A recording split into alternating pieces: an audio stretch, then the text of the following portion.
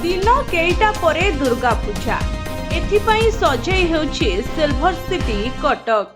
तेबे पार्वण पाई कटक रे कटकणा लागिछि। पार्वण को सुरक्षित करने को कटकणा जारी करिसेंति जिलापाल दत्तात्रेय सिंधे। चलित मास 27 तारिख रु नवेम्बर 26 तारिख पर्यंत कटक जिले में विभिन्न कटकणा लागू करा जायछि।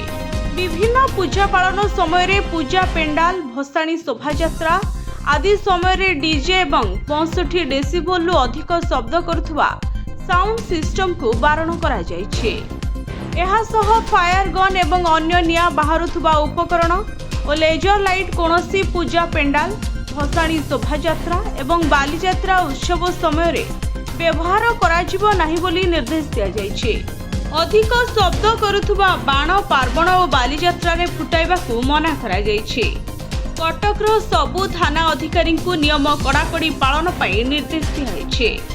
संपृक्त थानार आईआईसी माने एही नियम को कड़ाकड़ी लागू करने को कहुଯାଇଛି। एहार उल्लंघन कले संपृक्त व्यक्ति विशेषों को आईन अनुजाई दंड विधान कराजिबो बोली जिलापाल कहिसेंति। Bureau report STTV Odia.